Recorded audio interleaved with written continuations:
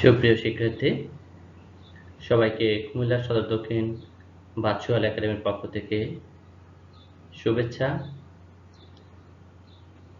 আশা করি সকলেই তোমরা যার যা অবস্থান থেকে ভালোই রয়েছো এবং ঘরে বসে অনলাইন ক্লাসে অংশগ্রহণ করে নিজেদের শিক্ষা কার্যক্রমকে সচল রেখেছো, সেজন্য তোমাদেরকে ধন্যবাদ এবং আমাদের সদর দক্ষিণ শিক্ষা পরিবারকেও অসংখ্য ধন্যবাদ। ওনাদের অক্লান্ত পরিশ্রমের মাধ্যমে পরিচালিত হচ্ছে কুমিল্লা সদর দক্ষিণ ভার্চুয়াল একাডেমি। প্রিয় শিক্ষার্থী,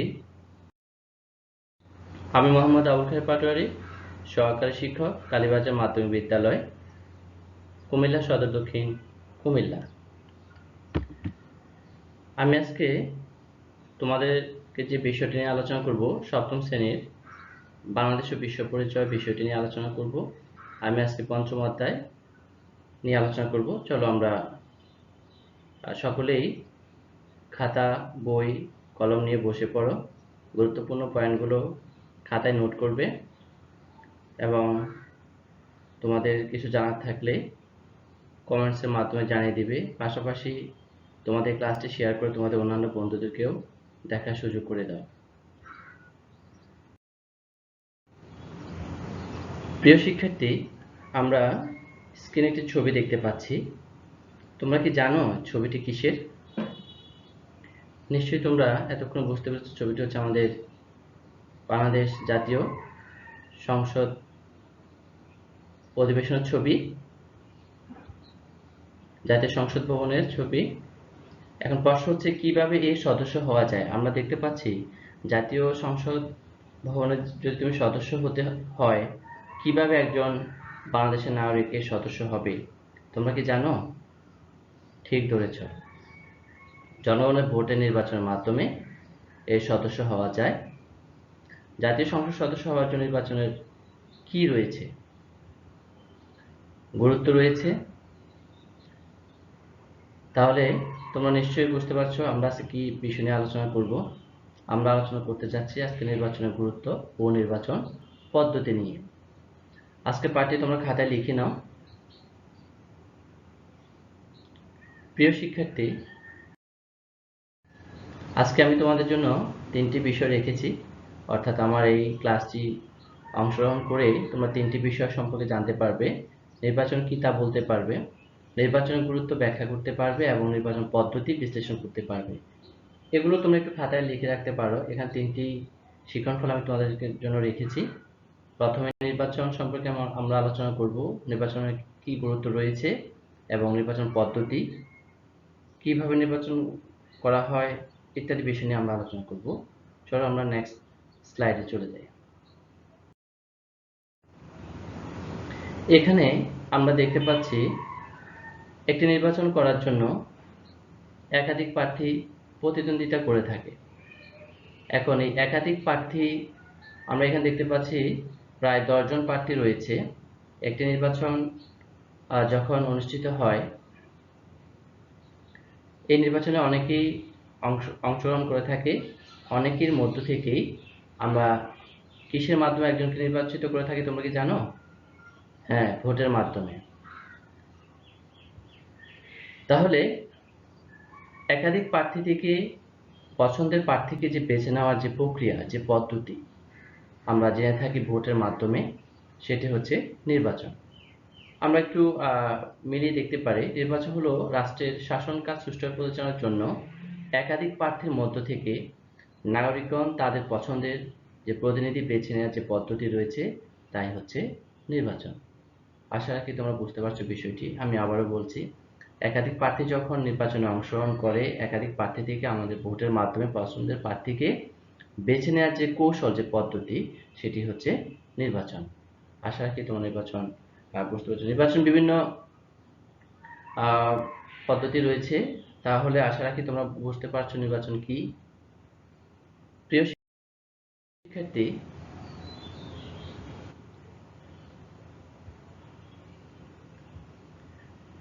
গণতন্ত্র ও নির্বাচনের মধ্যে সম্পর্ক কি?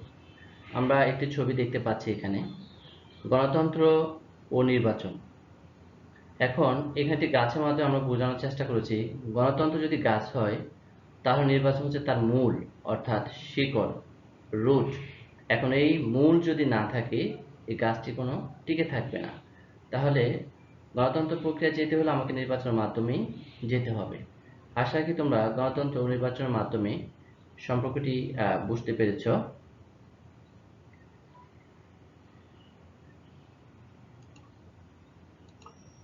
এখানে আমরা এই যদি শিকড়গুলো না থাকে তাহলে কিন্তু আমাদের এই গাছটির কোনো মূল্যই থাকবে না, তাই না প্রিয় শিক্ষার্থী? তো সেক্ষেত্রে আমরা বলতে পারি, এই ক্ষেত্রে আমরা বোঝানোর চেষ্টা করেছি যে এই শিকড় হচ্ছে গণতন্ত্রের জন্য, নির্বাচনের জন্য মূল বিষয়। আশা রাখি তোমরা পার্থক্যটি বুঝতে পেরেছ। প্রিয় শিক্ষার্থী, এখন প্রশ্ন হচ্ছে কেন আমরা নির্বাচন করব, কেন এই নির্বাচন? আমরা একটু ছবির সাথে মিলিয়ে দেখি। আমরা এখানে দেখতে পাচ্ছি আমাদের মহামান্য রাষ্ট্রপতি আমাদের মাননীয় প্রধানমন্ত্রীকে শপথ বাক্য পাঠ করাচ্ছেন। তাহলে নির্বাচনের প্রথম যে উদ্দেশ্য, কেন নির্বাচন করব, প্রথমেই আমরা দেখতে পাচ্ছি সরকার গঠন করা। সরকার গঠনকে আমরা কেন করব? তাহলে নির্বাচন করার একটি গুরুত্ব আমরা পেয়েছি বা উদ্দেশ্য আমরা জানতে পারছি, সেটা হচ্ছে সরকার গঠন করা, আইন প্রণয়ন, তৃতীয় হচ্ছে শাসন পরিচালনা, আইন প্রণয়ন, শাসন কার্য পরিচালনা।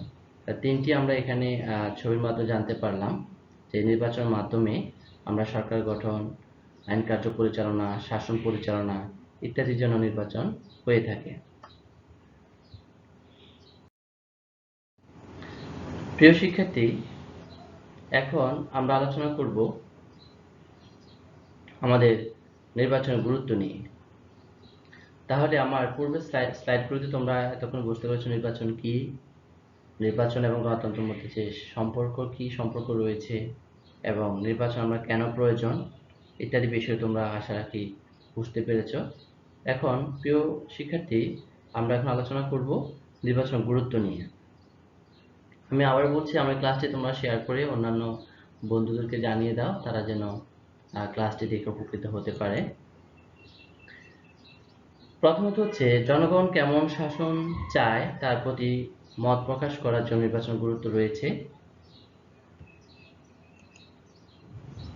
জনমত প্রকাশের যে একটি প্রক্রিয়া, সেক্ষেত্রে নির্বাচনের গুরুত্ব রয়েছে। তোমরা এগুলো একটু খাতায় নোট করে নিতে পারো। অন্যায়ের বিরুদ্ধে যে প্রতিবাদ করাও, আমাদের সমাজে যদি কোনো বিশৃঙ্খলা, অন্যায় সৃষ্টি হয় তাহলে আমরা প্রতিবাদ করে নির্বাচনের মাধ্যমে আমরা সুন্দর রাষ্ট্র পরিচালনায় যারা অগ্রণী ভূমিকা রাখতে পারে তাদেরকে আমরা বেছে নিতে পারি। প্রতিনিধি বাছাই একটা গুরুত্বপূর্ণ রয়েছে। আমরা আগেই বলেছি যে আমাদের পছন্দের প্রতিনিধিকে যদি বাছাই করতে হয় সেটি নির্বাচনের মাধ্যমেই আমরা বাছাই করে থাকি। তাহলে এই চিত্রগুলোর মাধ্যমে আমরা বুঝতে পারলাম নির্বাচনের কি কি গুরুত্ব রয়েছে, আমরা সেটা জানতে পারলাম। প্রিয় শিক্ষার্থী, আশা করি আমরা তিনটি যে শিখন ফল রেখেছিলাম, আশা রাখি তোমরা সেটি বুঝতে পেরেছ। এখানে আমরা একটি ছবি দেখতে পাচ্ছি, আশা করি তোমরা ছবিটি দেখে বুঝতে পারছো এটি হচ্ছে রোমান সিনেটের একটি ছবি, অর্থাৎ অনেক প্রাচীন আমলের একটি ছবি। এখন ছবিটি দিয়ে আমরা কি বুঝি আমরা একটু দেখি। প্রাচীনকালে রাষ্ট্র ও সরকার ছিল নগর কেন্দ্রিক, কিন্তু কালের বিবর্তনে জনসংখ্যা বৃদ্ধির ফলে নগর রাষ্ট্র বিলুপ্ত হয়ে আধুনিক অংশগ্রহণমূলক গণতান্ত্রিক শাসন প্রতিষ্ঠার জন্য নির্বাচন ব্যবস্থার উদ্ভব হয়েছে। তোমরা এটি একটু লিখে নিতে পারো। আমরা দেখতে পাচ্ছি এখানে বলা হয়েছে যে প্রাচীনকালে, অর্থাৎ রাষ্ট্র ও সরকার ছিল নগর কেন্দ্রিক, কিন্তু কালের বিবর্তনে জনসংখ্যা বৃদ্ধির ফলে নগর রাষ্ট্র বিলুপ্ত হয়ে আধুনিক অংশগ্রহণমূলক, এখানে একটি গুরুত্বপূর্ণ কথা রয়েছে, আধুনিক অংশগ্রহণমূলক গণতান্ত্রিক শাসন প্রতিষ্ঠার জন্য নির্বাচন ব্যবস্থার উদ্ভব হয়েছে। আশা করি তোমরা বিষয়টি বুঝতে পেরেছ। প্রিয় শিক্ষার্থী, তোমরা নিশ্চয়ই, যেহেতু তোমরা সপ্তম শ্রেণীতে পড়ো, ষষ্ঠ শ্রেণীতে তোমরা নির্বাচন সম্পর্কে ধারণা নিয়ে এসেছো। নির্বাচন বিশেষ করে তোমরা কি জানো, তোমাদের বিদ্যালয়েও তোমাদের গণতান্ত্রিক চেতনা উদ্বুদ্ধ করার জন্য এবং গণতান্ত্রিক বিকাশের জন্য তোমাদের বিদ্যালয় কিন্তু প্রতি বছর আমাদের শিক্ষা অধিদপ্তর থেকে, মাধ্যমিক উচ্চ শিক্ষা অধিদপ্তর থেকে তোমাদের একটি নির্বাচন ব্যবস্থা করা হয়। তোমরা কি সেটা জানো? সেই নির্বাচন ব্যবস্থার নাম কি? যেটা তোমরা, হ্যাঁ, ভালো বলছো, স্টুডেন্ট ক্যাবিনেট। এই তোমরা যখন ভোট দিয়ে তোমার পছন্দের প্রার্থীকে নির্বাচন করো, তো সেই নির্বাচন করতে গিয়ে তোমরা নিশ্চয়ই দেখেছো একটা নির্বাচন করতে গিয়ে আমরা কি কি প্রক্রিয়া অনুসরণ করে থাকি, অথবা আমাদের যে কি কি উপকরণের প্রয়োজন হয় আমরা একটু দেখে নিব। প্রথমেই একটি নির্বাচন করতে হলে তোমরা নিশ্চয়ই জানো, তোমাদের ক্লাসে যত শিক্ষার্থী বা একটি বিদ্যালয়ে যত শিক্ষার্থী রয়েছে তাদের একটি তালিকা প্রণয়ন করতে হয়। তেমনি একটি জাতীয় নির্বাচন করতে গেলেও কিন্তু আমাদের সকল ভোটার একটি নির্ভুল একটি তালিকা প্রয়োজন হয়। এটা তোমরা খাতায় নোট করতে পারো। তাহলে নির্বাচন প্রক্রিয়ার প্রয়োজনীয় উপকরণের মধ্যে প্রথমেই আমরা দেখতে পাচ্ছি ভোটার তালিকা। অত্যন্ত গুরুত্বপূর্ণ একটি বিষয়। এখন কিন্তু ছবিসহ ভোটার তালিকা তৈরি করা হচ্ছে নির্বাচন কমিশনের পক্ষ থেকে। পরবর্তীতে আমরা দেখি আর কি কি উপকরণ আমরা। ব্যালট পেপার, অর্থাৎ আমাদের ভোটাররা প্রার্থীকে যে মার্কায় ভোট দিবে, যে ব্যালট পেপারের মাধ্যমে ভোট দিয়ে প্রার্থী নির্বাচন করবে, সেই জন্য ব্যালট পেপারের প্রয়োজন হয়। আমাদের বিদ্যালয়েও যেমন বিভিন্ন ব্যালট পেপার রয়েছে, তদ্রূপ একটি জাতীয় নির্বাচন ক্ষেত্রে বিভিন্ন ব্যালট পেপার আমরা ব্যবহার করে থাকি। তো দ্বিতীয় উপকরণ হিসেবে আমরা দেখতে পাচ্ছি এখানে রয়েছে ব্যালট পেপার। প্রথমে আমরা দেখতে পাচ্ছি ভোটার তালিকা, দ্বিতীয়ত রেখেছি আমরা ব্যালট পেপার। তৃতীয় হচ্ছে ব্যালট বক্স, অর্থাৎ বাক্স, স্বচ্ছ ব্যালট বাক্স। তোমরা নিশ্চয়ই বিদ্যালয়ে দেখতে পেয়েছো যে স্বচ্ছ ব্যালট বাক্সের মাধ্যমে আমরা ভোট প্রদান করে থাকি। তো 3 নম্বর উপকরণ হচ্ছে ব্যালট বাক্স। চতুর্থ হচ্ছে ভোটিং সিল, অর্থাৎ নির্বাচন তুমি যে মার্কায় ভোট দিবে সিলের মাধ্যমে সেটি। তারপর আরো অনেক কিছু রয়েছে। তোমরা অমোচনীয় কালি, অর্থাৎ একজন ভোটার যেন একাধিক ভোট দিতে না পারে সেজন্য তার বৃদ্ধাঙ্গুলে অমোচনীয় কালি লাগিয়ে দেওয়া হয়, যেন সে দ্বিতীয়বার এসে ভোট দিতে না পারে। একজন ভোটার একবারে শুধু ভোট দিতে পারবে, সেটা আমরা জানি। প্রিয় শিক্ষার্থী, আশা রাখি আমার এই চিত্রগুলোর মাধ্যমে তোমরা বুঝতে পেরেছো এতক্ষণ নির্বাচন প্রক্রিয়ার প্রয়োজনীয় কি কি উপকরণ আমরা ব্যবহার করে থাকি। তাহলে তোমরা নিশ্চয়ই খাতায় লিখে নিয়েছো। আশা রাখি ক্লাসে তোমরা ভালোই উপভোগ করছো। আমি আবার বলছি, ক্লাসটি শেয়ার করে দাও তোমাদের বন্ধুদের দেখার জন্য, সুবিধার জন্য। এখন আসো প্রিয় শিক্ষার্থী, একটি নির্বাচন পরিচালনা করতে গিয়ে কি কি প্রক্রিয়া আমরা অনুসরণ করে থাকি। আমরা গত স্লাইড, আমাদের যে প্রিভিয়াস স্লাইড আমরা আলোচনা করেছি যে কি কি উপকরণ আমরা লাগে, এখন আমরা দেখব।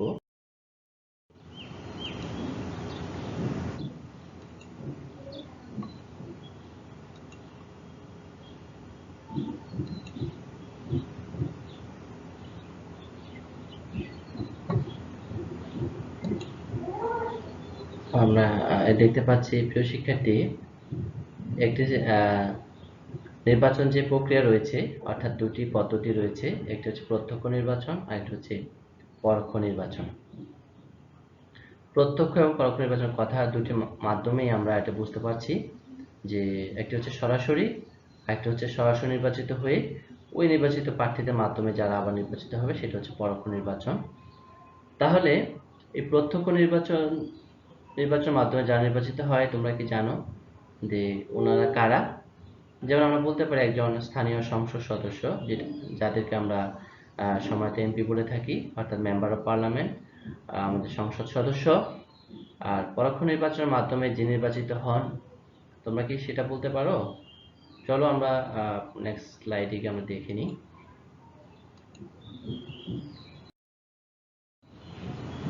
প্রিয় শিক্ষার্থী, আসো প্রত্যক্ষ নির্বাচন কাকে বলে। আমরা সে বিষয়ে আলোচনা আমি আগে একটু তোমাদের ধারণা দিয়েছি। নাগরিকরা যখন সরাসরি ভোটে তাদের প্রতিনিধি নির্বাচন করে তাকে প্রত্যক্ষ নির্বাচন বলে। তোমরা এই বিষয়টিও খাতায় লিখে রাখতে পারো, অথবা স্ক্রিনশট নিয়েও তোমরা এটা নোট করে রাখতে পারো, পরবর্তীতে তোমরা লিখে রাখতে পারো খাতায়। নাগরিকরা যখন সরাসরি ভোটে তাদের প্রতিনিধি নির্বাচন করে তাকে প্রত্যক্ষ নির্বাচন বলে। যেমন বাংলাদেশের জাতীয় সংসদ সদস্য যারা সদস্য হয়ে থাকেন তারা জনগণের সরাসরি ভোটে নির্বাচিত হয়ে থাকেন, সেটা হচ্ছে প্রত্যক্ষ নির্বাচন।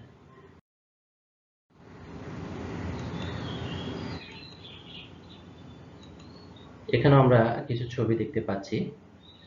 আমরা প্রথম ছবিতে দেখতে পাচ্ছি এখানে ভোটার রয়েছে। তাহলে ভোটাররা সরাসরি ওনারা ভোট দিতে আসছে।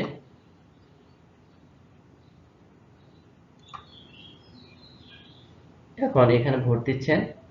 এই যে ভোটারদের মাধ্যমে আমরা এখানে দেখছি ভোট কেন্দ্র এসে ওনারা ভোট দিচ্ছে। এখন ভোট দেওয়ার পরে একাধিক প্রার্থী থেকে যে প্রার্থী বাছাই করে আমরা এখানে দেখতে পাচ্ছি আমাদের কুমিল্লা সদর দক্ষিণ যে মাননীয় অর্থমন্ত্রী জনাব মুস্তফা কামাল স্যার এখানে রয়েছেন। এখানে জনগণের সরাসরি ভোটের মাধ্যমে উনি যে নির্বাচিত হয়েছেন সেটা হচ্ছে প্রত্যক্ষ ভোট। আশা রাখি তোমরা বিষয়টি বুঝতে পারছ। নির্বাচিত প্রতিনিধি আমরা, তার এই যে প্রক্রিয়াটা এটি হচ্ছে প্রত্যক্ষ নির্বাচনের একটি উদাহরণ।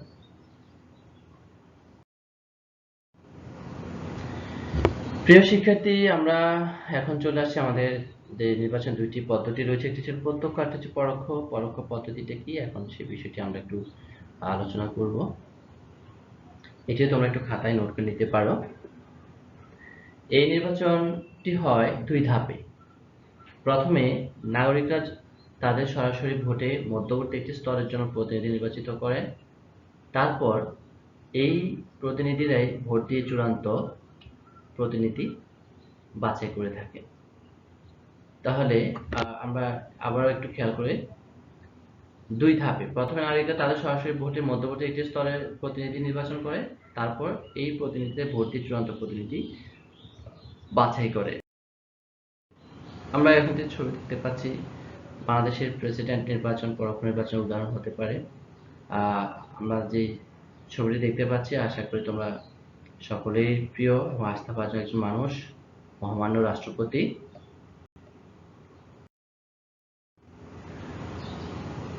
প্রিয় শিক্ষার্থী, আশা করি তোমরা বিষয়গুলো বুঝতে পেরেছ। আমরা এখানে যে ছবিগুলো একটু দেখি। জনগণের সরাসরি ভোটে নির্বাচিত হয় প্রথমেই একটি পক্ষ, ওনাদের ভোটে আরেকটি পক্ষ নির্বাচিত হয়ে সর্বশেষ ভোটার আমরা দেখতে পাচ্ছি সরাসরি ভোট প্রদান, মধ্যবর্তী প্রতিনিধি, নির্বাচিত প্রতিনিধি। তাহলে আমরা দেখতে পাচ্ছি ছবির মাধ্যমে যে সর্বশেষ আমাদের যে মহামান্য রাষ্ট্রপতি যে নির্বাচিত হন তিনি হচ্ছেন পরোক্ষ ভোটের মাধ্যমে নির্বাচিত হয়ে থাকেন। প্রিয় শিক্ষার্থী, আসলে তোমরা বিষয়গুলো ভালোই বুঝতে পারছো। তাহলে এই যে প্রক্রিয়াটি আমরা দেখালাম তোমাদেরকে সেটা হচ্ছে পরোক্ষ নির্বাচনের উদাহরণ। আশা করি ছবির মাধ্যমে তোমরা বিষয়টি ভালোভাবেই উপলব্ধি করেছো এবং খাতায় নোট করছো।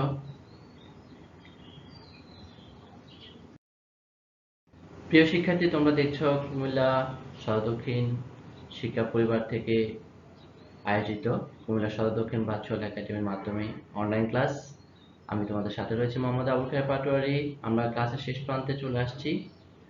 আমরা এখানে তোমাদেরকে মূল্যায়ন করার চেষ্টা করব আমি যে এতক্ষণ ক্লাসটি নিয়েছি তোমাদের কতটুকু শিক্ষণফল অর্জিত হয়েছে। আমরা একটি প্রশ্ন এখানে দেখতে পাচ্ছি, নির্বাচন পদ্ধতি প্রধানত কয় ধরনের, নিচে কোনটি সঠিক?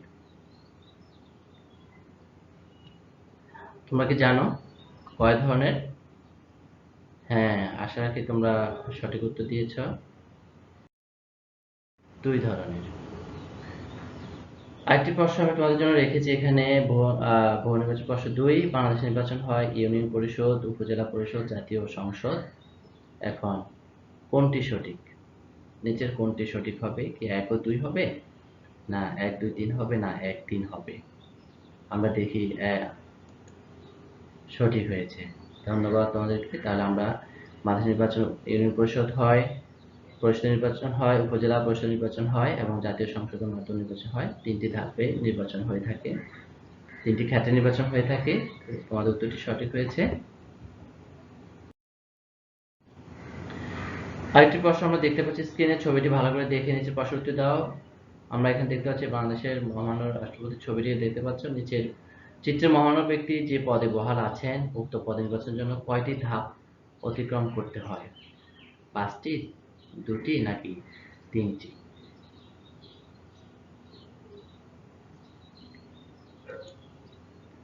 তাহলে তোমরা সঠিক উত্তর দিয়েছো 2টি ধাপ অতিক্রম করে আমাদের মহামান্য রাষ্ট্রপতি নির্বাচিত হন। পরোক্ষ নির্বাচন একটি সুন্দর উদাহরণ।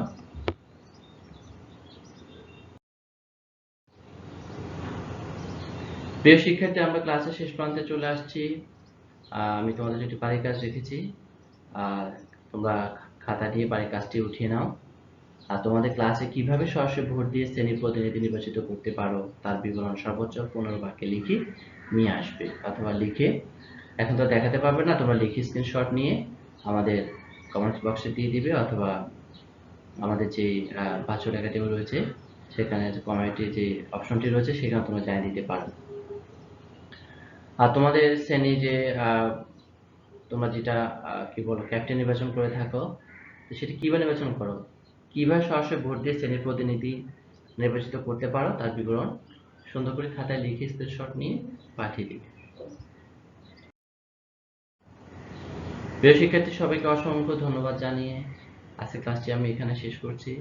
আশা করি সকলেই ভালো রয়েছ, সকলেই স্ব অবস্থানে অংশগ্রহণ করবে, স্বাস্থ্যবিধি মেনে চলবে এবং বাসায় বসে নিয়মিত ক্লাসগুলো অংশগ্রহণ করে তোমাদের শিক্ষা কার্যক্রমকে সচল রাখবে এবং পরিবারের এবং সরকার যেই নির্দেশগুলো রয়েছে তোমাদের স্বাস্থ্যবিধি মানার বিষয়ে সেগুলো বিষয়ে সচেতন থাকবে, কোনোভাবে অযথা বাইরে ঘোরাফেরা করবে না। ভালো থাকবে সবাই, সুস্থ থাকবে। আসসালামু আলাইকুম।